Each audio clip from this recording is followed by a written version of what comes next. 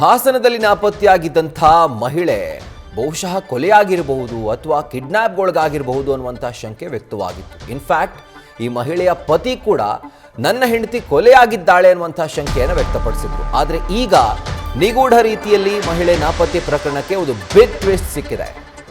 ಹಾಸನದಲ್ಲಿ ನಾಪತ್ತೆಯಾಗಿದ್ದ ಮಹಿಳೆ ಕೊನೆಗೂ ಪತ್ತೆಯಾಗಿದ್ದಾಳೆ.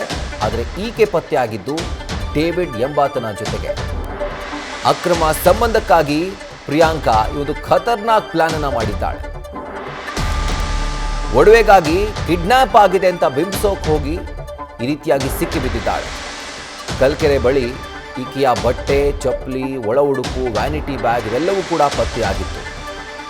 ಈಗ ಗೊತ್ತಾಗ್ತಾ ಇದೆ ಈಕೆಯೇ ಇದೆಲ್ಲವನ್ನು ಕೂಡ ಬಿಸಾಕಿ ನಂತರ ಈತನ ಜೊತೆ ತೆರಳಿದ್ಲು ಅನ್ನುವಂಥದ್ದು. ಕುಡಿಗಲ್ನಲ್ಲಿ ಡೇವಿಡ್ ಹಾಗೂ ಪ್ರಿಯಾಂಕಾರನ್ನ ಪೊಲೀಸರು ವಶಕ್ಕೆ ಪಡೆದಿದ್ದಾರೆ ಹಾಗೂ ವಿಚಾರಣೆಯನ್ನ ಮುಂದುವರಿಸಿದ್ದಾರೆ. ಸೊ ಹಾಸನದ ಮಹಿಳೆ ಮದುವೆಗೆ ಹೋಗ್ತೀನಿ ಅಂತ ಹೇಳಿ, ಅಂದರೆ ಹಾಸನಕ್ಕೆ ಮದುವೆಗಂತ ಬಂದು ನಂತರ ಅಲ್ಲಿ ಮದುವೆ ಕಾರ್ಯಕ್ರಮದಲ್ಲಿ ಕೇವಲ ಅರ್ಧ ಗಂಟೆ ಇದ್ದು ವಾಪಸ್ ಅಲ್ಲಿಂದ ಈಕೆ ತೆರಳುತ್ತಾಳೆ. ಇದಾದ ನಂತರ ಈಕೆ ಎಲ್ಲಿ ಹೋದ್ಲು ಅನ್ನೋದು ಯಾರಿಗೂ ಕೂಡ ಗೊತ್ತಿಲ್ಲ.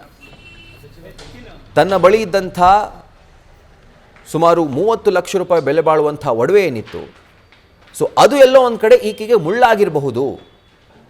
ಆ ಒಡವೆಯನ್ನು ಕದಿಯೋದಕ್ಕೋಸ್ಕರ ಕಿಡಿಗೇಡಿಗಳು ಈಕೆಯನ್ನು ಕಿಡ್ನಾಪ್ ಮಾಡಿರಬಹುದು ಅಥವಾ ಈಕೆಯನ್ನು ಕೊಲೆ ಮಾಡಿರಬಹುದು ಅನ್ನುವಂಥ ಶಂಕೆಯನ್ನು ನಾವಷ್ಟೇ ಅಲ್ಲ, ಖುದ್ದಾಗಿ ಈಕೆಯ ಪತಿ ಕೂಡ ಅದನ್ನು ವ್ಯಕ್ತಪಡಿಸಿದರು. ಆದರೆ ಈಗ ಸಿಗ್ತಿರುವಂಥ ಮಾಹಿತಿ ಏನು ಅಂತಂದರೆ, ಈಕೆಯ ಅಕ್ರಮ ಸಂಬಂಧಕ್ಕೆ ಈಕೆ ಈ ಎಲ್ಲ ಬೃಹನ್ ನಾಟಕವನ್ನು ಆಡಿ ತನ್ನ ಚಪ್ಪಲಿ ಹಾಗೂ ಬಟ್ಟೆ ಬರೆ ಎಲ್ಲವನ್ನು ಕೂಡ ಕೆರೆಯ ಪಕ್ಕದಲ್ಲಿ ಬಿಸಾಕಿ ಕಿಡ್ನಾಪ್ ಮಾಡಿರೋ ರೀತಿಯಲ್ಲಿ ಅದನ್ನು ಬಿಂಬಿಸಿ ನಂತರ ಪ್ರಿಯಕರ ಡೇವಿಡ್ ಜೊತೆಗೆ ಈಕೆ ಎಸ್ಕೇಪ್ ಆಗಿದ್ಲು.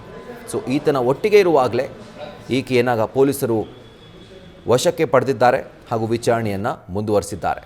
ಸೊ ನಿಗೂಢ ರೀತಿಯಲ್ಲಿ ಮಹಿಳೆ ನಾಪತ್ತೆ ಕೇಸ್ಗೆ ಒಂದು ರೀತಿಯಾಗಿ ರೋಚಕ ತಿರುವು ಸಿಕ್ಕಿದೆ.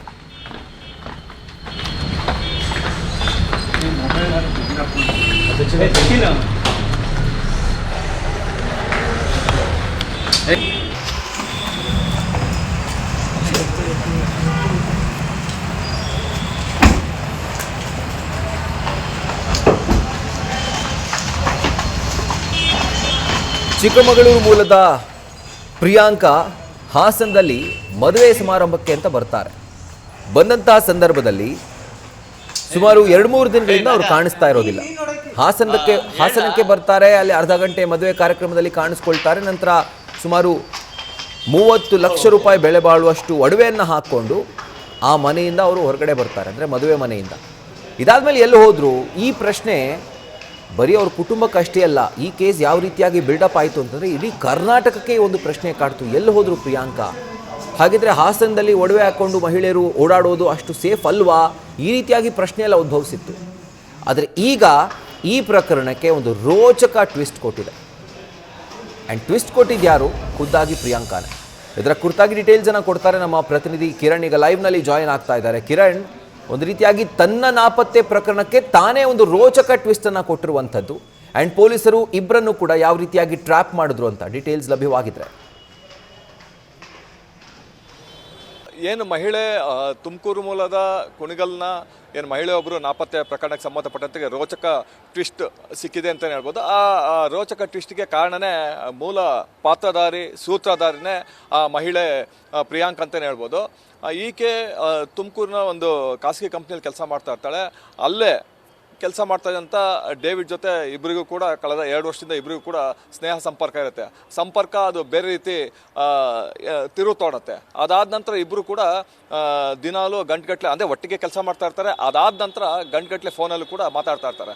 ಆಮೇಲೆ ಇಬ್ಬರು ಕೂಡ ಕುಣಿಗಲ್ಲು ಮತ್ತು ಬೇಲೂರು, ಸ್ವಂತ ಊರು ಮತ್ತು ತಾನು ಎಲ್ಲಿ ಜೀವನ ಮಾಡ್ತಾ ಇರ್ತಾಳೆ 2 ಊರನ್ನ ತೊಳೆದು ಬೇರೆ ಸ್ಟೇಟಿಗೆ ಅಂದರೆ ಬೇರೆ ರಾಜ್ಯಕ್ಕೆ ಹೋಗ್ಬೇಕು ಅಂತ ಕೂಡ ಇಬ್ಬರು ಒಳಗೆ ಒಪ್ಪಂದ ಮಾಡ್ಕೊಂಡಿರ್ತಾರೆ. ಅದಕ್ಕೆ ಒಂದು ಮಾಸ್ಟರ್ ಪ್ಲಾನ್ ಕೂಡ ಮಾಡ್ತಾಳೆ ಈ ಪ್ರಿಯಾಂಕಾ. ಆಕೆ 12ನೇ ತಾರೀಕು ಗುರುವಾರ ಮದುವೆಗೆ ಅಂತ ತನ್ನ ಬಳಿ ಇದ್ದಂಥ ಎಲ್ಲ ಒಡವೆಗಳನ್ನು ಕೂಡ ಹಾಕೊಂಡು ಬೇಲೂರಿಗೆ ಬರ್ತಾಳೆ. ಬೇಲೂರು ಬಂದು ಚಿಕ್ಕಮಂಗ್ಳೂರಿಗೆ ಹೋಗ್ತಾಳೆ. ಅಲ್ಲಿ ಮದುವೆ ಬರೀ ಅರ್ಧ ಗಂಟೆ ಮಾತ್ರ ಅಟೆಂಡ್ ಮಾಡ್ತಾಳೆ. ಅದಾದ ನಂತರ ಮತ್ತೆ ಆಕೆ ತನ್ನ ತಾಯಿ ಬಳಿ ಬಂದು, ಅಮ್ಮ ನಾನು ಊರಿಗೆ ಹೋಗ್ತೀನಿ, ಗಂಡನ ಮನೆಗೆ ಹೋಗ್ತೀನಿ ಅಂತ ಅಲ್ಲಿ ಸ್ವಲ್ಪ ಅಳಗೆ ರೀತಿ ನಾಟಕ ಮಾಡ್ತಾಳೆ. ಅದರಿಂದ ಬೇಲೂರು ಬರ್ತಾಳೆ. ಬೇಲೂರು ಬಂದ ನಂತರ ಮೊಬೈಲ್ನ ಸ್ವಿಚ್ ಆಫ್ ಮಾಡ್ತಾಳೆ 8 ಗಂಟೆಗೆ. 8 ಗಂಟೆಗೆ ಸ್ವಿಚ್ ಆಫ್ ಮಾಡಿದ ನಂತರ ತನ್ನ ಪತಿಗೆ ಮತ್ತು ಸಂಬಂಧಿಕರಿಗೆ ಮತ್ತು ಅಕ್ಕಪಕ್ಕದವ್ರಿಗೂ ಸಾಕಷ್ಟು ಅನುಮಾನ, ಆತಂಕ. ಏನಾದ್ಲು ಅಂದರೆ ಅಂದರೆ ಸುಮಾರು 150ರಿಂದ 200 ಗ್ರಾಮ್ ಬಂಗಾರ ಕೂಡ ಹಾಕಿರ್ತಾಳೆ. ಆ ಬಂಗಾರಕ್ಕೋಸ್ಕರ ಯಾರಾದರೂ ಆಕೆಯನ್ನು ಕೊಲೆ ಮಾಡಿ ಆ ಬಂಗಾರನ ತೆಗೆದುಕೊಂಡು ಹೋದ್ರ ಅನ್ನೋ ಅನುಮಾನಗಳು ಕೂಡ ಕಾಡ್ತಾ ಇರುತ್ತೆ. ಪತಿ ರುದ್ರೇಶ್ ಕೂಡ ಇದನ್ನೇ ಕೂಡ ಪೊಲೀಸ್ ಹತ್ರ ಹೇಳಿರೋಂಥದ್ದು. ಅಂದರೆ ನನ್ನ ಪತ್ನಿ ಸುಮಾರು ಒಂದು 15-20 ಲಕ್ಷ ರೂಪಾಯಿ ಬಂಗಾರ ಹಾಕೊಂಡಿರ್ತಾಳೆ, ಮೋಸ್ಟ್ಲಿ ಬಂಗಾರದ ಆಸೆಗೆ ಯಾರಾದರೂ ಆಕೆಯನ್ನು ಕೊಲೆ ಮಾಡಿರ್ಬೋದನ್ನ ಶಂಕೆಯನ್ನು ಕೂಡ ವ್ಯಕ್ತಪಡಿಸ್ತಾ ಇರ್ತಾರೆ. ಈ ಸಂಬಂಧಪಟ್ಟಂತೆ ಬೇಲೂರು ಠಾಣೆಯಲ್ಲಿ ಪ್ರಕರಣ ಕೂಡ ದಾಖಲಾಗಿರುತ್ತೆ. ಅದಾದಮೇಲೆ ಈಕೆ ಡೇವಿಡ್ ಜೊತೆ ಸೇರ್ತಾಳೆ. ಡೇವಿಡ್ ಜೊತೆ ಸೇರಿ ಒಂದು ಪ್ಲಾನ್ ಮಾಡ್ತಾಳೆ. ಅಂದರೆ ಎಲ್ಲರನ್ನೂ ದಿಕ್ ತಪ್ಪಿಸೋಂಥ ಕೆಲಸ ಮಾಡ್ತಾಳೆ. ಯಾವ ರೀತಿ ಅಂದರೆ ತನ್ನ ಆಧಾರ್ ಕಾರ್ಡ್ ಒಂದು ಕಡೆ ಹಾಕಿರೋದು, ಆಮೇಲೆ ತನ್ನ ವ್ಯಾನಿಟಿ ಬ್ಯಾಗ್ನ ಒಂದು ಕಡೆ ಹಾಕಿರೋಂಥದ್ದು, ಅಲ್ಲದೆ ತನ್ನ ಒಳ ಉಡುಪನ್ನು ಕೂಡ ಬೇರೆ ಬೇರೆ ಕಡೆ ಆಗಿರ್ತಾರೆ. ಕೆಲವೊಂದು ವಸ್ತುಗಳು ಹಾಸನದ ಗ್ರಾಮಾಂತರ ಠಾಣೆ ವ್ಯಾಪ್ತಿಯಲ್ಲಿ ಬಂದರೆ, ಇನ್ನು ಕೆಲವು ವಸ್ತುಗಳು ಬೇಲೂರು ಠಾಣೆ ವ್ಯಾಪ್ತಿಯಲ್ಲಿ ಬರೋಂಥ ಎಲ್ಲ ಪ್ಲಾನ್ ಮಾಡಿಟ್ಟು ಅಲ್ಲಿಂದ ಡೇವಿಡ್ ಜೊತೆ ಪರಾರಿಯಾಗಿ ಹೋಗಿರ್ತಾಳೆ. ಆದರೆ ಪೊಲೀಸರು ಈ ಏನು ಮಾಸ್ಟರ್ ಪ್ಲಾನ್ ಮಾಡಿದಂಥ ಪ್ರಿಯಾಂಕಾ ಚಾಪೆ ಕೆಳಗೆ ನುಗ್ಸಿದ್ರೆ ಪೊಲೀಸರು ರಂಗೋಲಿ ಕೆಳಗೆ ನುಗ್ಸಿದ್ದಾರೆ ಅಂತಲೇ ಹೇಳ್ಬೋದು. ತಾನು ಯಾರ್ಯಾರಿಗೆ ಫೋನ್ ಮಾಡಿದ್ರು, ಅಂದರೆ ಯಾರಿಗೆಲ್ಲ ಅವಳು ಫೋನ್ ಮಾಡಿದ್ಲು, ಅದಲ್ಲದೆ ಬೇಲೂರು ಸೇರಿದಂತೆ ಸುತ್ತಮುತ್ತಲೆಲ್ಲ ಆಕೆ ಎಲ್ಲೆಲ್ಲಿ ಓಡಾಡೋ ಅಷ್ಟು CCTV ಫುಟೇಜ್ಗಳನ್ನು ಕೂಡ ತೆಗೆದುಕೊಳ್ತಾರೆ ಮತ್ತು ಕಾಲ್ ಡೀಟೇಲ್ಸ್ ಕೂಡ ತೆಗೆದುಕೊಳ್ತಾರೆ. ಆ ನಂತರ SP ಶುಭನ್ವಿತಾ ಸೂಚನೆ ಮೇರೆಗೆ DYSP ಗಂಗಾಧರ್ ನೇತೃತ್ವದಲ್ಲಿ ವಿಶೇಷವಾದ 3 ತಂಡ ರಚನೆ ಮಾಡ್ತಾರೆ. ಆ ತಂಡದ ಪೊಲೀಸರೆಲ್ಲ ಕಾರ್ಯಪ್ರವೃತ್ತ ಆಗ್ತಾರೆ. ಟವರ್ ಲೊಕೇಶನ್ ಆಧಾರದ ಮೇಲೆ ಏನು ತುಮಕೂರಿಗೆ ಹೋಗ್ತಾರೆ. ತುಮಕೂರಿನ ಒಂದು ಮನೆಯಲ್ಲಿ ಇಬ್ಬರು ಕೂಡ ಡೇವಿಡ್ ಮತ್ತು ಪ್ರಿಯಾಂಕಾ ಇಬ್ಬರು ಕೂಡ ಇರ್ತಾರೆ. ಕೂಡಲೇ ಪೊಲೀಸರು ಇಬ್ಬರನ್ನ ವಶಕ್ಕೆ ತೆಗೆದುಕೊಂಡು ಹಾಸನದ ಗ್ರಾಮಾಂತರ ಠಾಣೆಗೆ ಕರೆದುಕೊಂಡು ಬಂದು ತೀವ್ರ ವಿಚಾರಣೆ ಮಾಡ್ತಾರಂಥದ್ದು. ಈಗ ಮೊದಲಿಗೆ ಡೇವಿಡ್ನ ಕರೆದು ಬಿಟ್ಟು ಏನು ಹಾಸನದ DYSP ಆದಂಥ ಗಂಗಾಧರ್ ವಿಚಾರಣೆ ಮಾಡ್ತಾರೆ. ಈಗ ಪ್ರಿಯಾಂಕನು ಕೂಡ ಹಾಸನದ ಗ್ರಾಮಾಂತರ ಠಾಣೆಯ ಮಹಿಳಾ ಸಿಬ್ಬಂದಿಗಳು ಕರ್ಕೊಂಡ್ಬಂದಿರೋ ಆಕೆಗೂ ಕೂಡ ವಿಚಾರಣೆ ಮಾಡ್ತಾ ಇರೋಂಥದ್ದು. ಯಾವ ಕಾರಣಕ್ಕೋಸ್ಕರ ಹಿಂಗೆಲ್ಲ ಮಾಡಿದ್ರು ಅನ್ನೋದು ಇನ್ನೂ ಹೆಚ್ಚಿನ ತನಿಖೆ ಕೂಡ ಆಗ್ತಾ ಇರೋಂಥದ್ದು. ಇದೆಲ್ಲ ಸತ್ಯತೆ ಒಟ್ಟಿನಲ್ಲಿ ಇಬ್ಬರು ಕೂಡ ಪರಸ್ಪರ ಇಷ್ಟಪಟ್ಟಿದ್ರು ಮತ್ತು ಇಬ್ಬರು ಕೂಡ ಮತ್ತೆ ಇನ್ನೊಂದ್ಸರಿ ಮದುವೆ ಆಗಬೇಕು ಅನ್ನೋ ಮಾಹಿತಿಗಳು ಕೂಡ ಪೊಲೀಸ್ ಮೂಲಗಳಿಂದ ಬರ್ತಾ ಇರೋದು. ಇದಲ್ಲದೆ ಈ ಊರನ್ನ ಬೇಲೂರನ್ನ ಮತ್ತು ತುಮಕೂರನ್ನ ಬಿಟ್ಟು ಹೊರ ರಾಜ್ಯಕ್ಕೆ ಹೋಗೋಂಥ ಎಲ್ಲ ಪ್ಲಾನ್ ಕೂಡ ಮಾಡಿದ್ರು. ಆದರೆ ಈಗ ಆ ಪ್ಲಾನ್ ಸಕ್ಸಸ್ ಆಗಿಲ್ಲ ಅಂತಲೇ ಹೇಳ್ಬೋದು.